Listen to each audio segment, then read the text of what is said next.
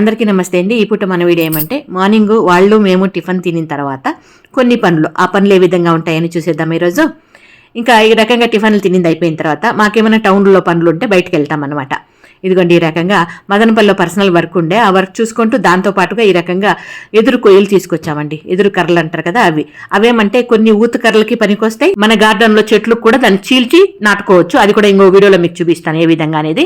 ఇంకా వస్తూ ఈ విధంగా వెజిటేబుల్స్ కూడా పట్టుకొచ్చేసాం. ఇంతవరకు ఈ పనులన్నీ అయిందా? ఇంక మధ్యాహ్నం భోజనానికి వంట కావాలి కదండి. దానికి ఈ విధంగా అందరూ కూర్చొని ఒక చోట ఈ రకంగా వెజిటేబుల్స్ అనేది కట్ చేసుకోవడం, విడిపించడం, వలసడం ఇవన్నీ కూడా చేస్తామన్నమాట. ఇంకా ఆ పని కూడా చేయలేని వాళ్ళు గమ్మున కూర్చొని టీవీ చూస్తుంటారు. ఇంకా ఆ టీవీ చూసే ఓపిక లేని వాళ్ళు పనుకొని నిద్రపోతా ఉంటారు. అది విషయము.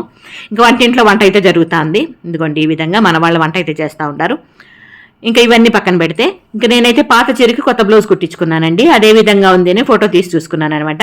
ఇంకా తమ్నైల్కి పనికి వస్తుంది కదా అనే ఫోటో ఇందులో యాడ్ చేశాను. ఇది పూట మన చిన్న వీడియో నచ్చితే లైక్ చేయండి. ఓకేనా?